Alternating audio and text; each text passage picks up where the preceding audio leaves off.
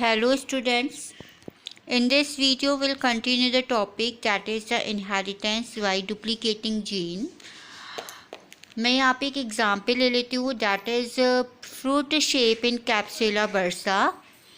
तो अगर हम फ्रूट शेप इन कैप्सुला वर्सा की बात करते हैं तो यहाँ पे दो तरह की शेप होती है फ्रूट की, एक ट्रायंगुलर एक इलोंगेटेड।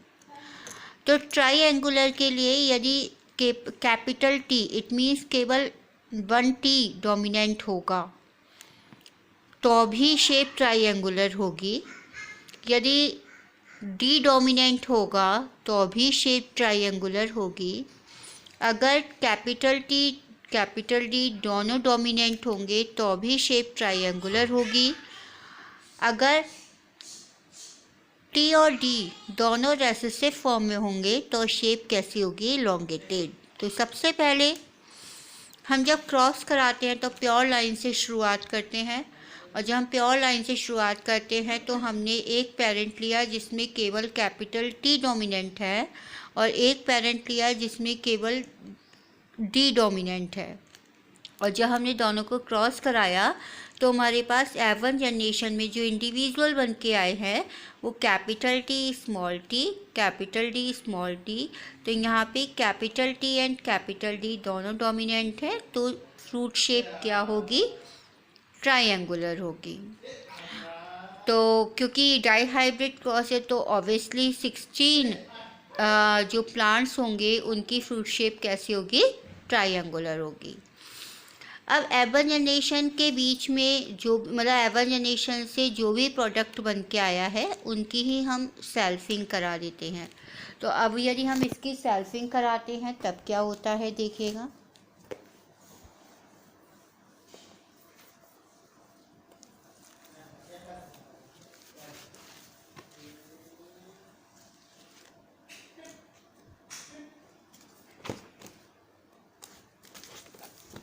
मान लीजिए हमारे ऑर्गेनिज्म आए capital D small t, capital D small d। इसको हमने क्रॉस कराया capital T small t, capital D small d के साथ। तब हम वही पुनेट स्क्वायर प्लॉट कर देंगे और हमने गैमीट निकालने हैं। गैमीट हम सेम तरीके से निकालते हैं। कैसे निकालते हैं? 13, 23, 14, 24 करके हम गैमीट्स, इसके 4 गैमीट्स निकाल सकते हैं, इसके 4 गैमीट्स निकाल सकते हैं।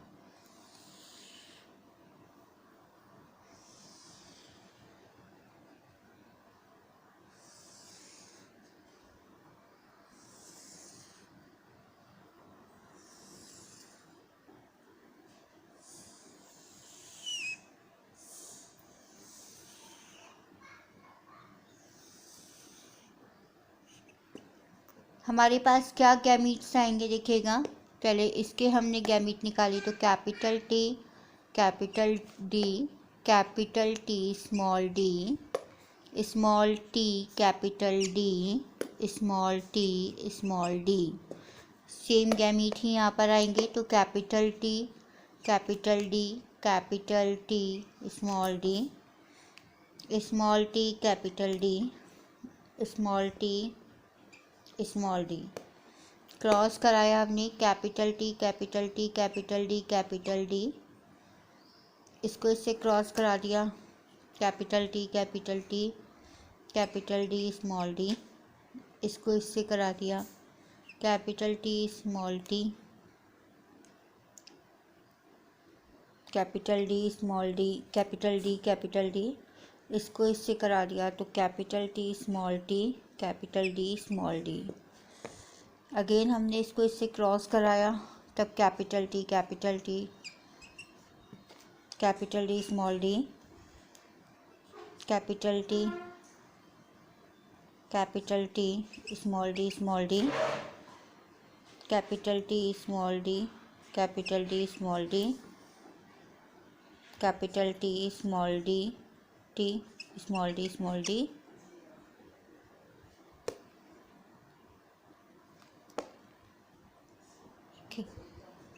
Capital T small t, capital D, capital D, capital T small d, capital D small d, small D small T small capital D capital D, small T capital D small D.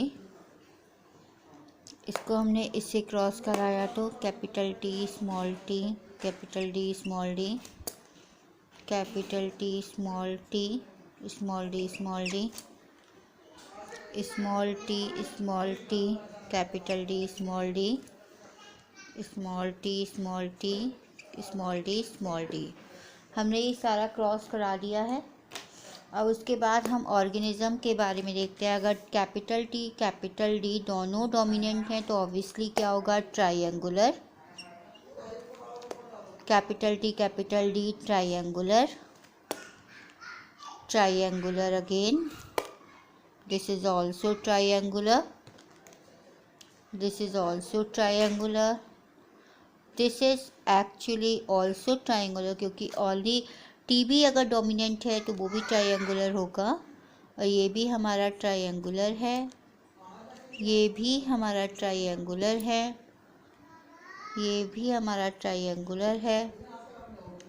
This is also triangular hair, this is already capital D तो this is also triangular, this is also triangular, this is also triangular,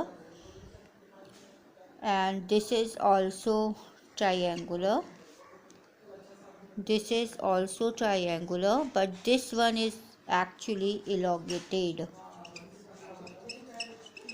So what about the ratio of this one?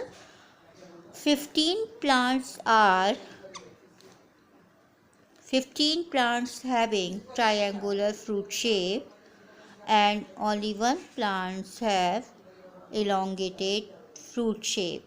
So this is the 15:1.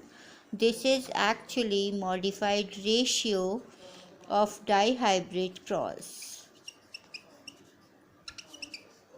Modified form of dihybrid cross in inheritance by duplicating gene. 15 plants are dominant and 15 plants are actually triangular and one plant having elongated fruit shape. This is the modification or modified form of dihybrid cross.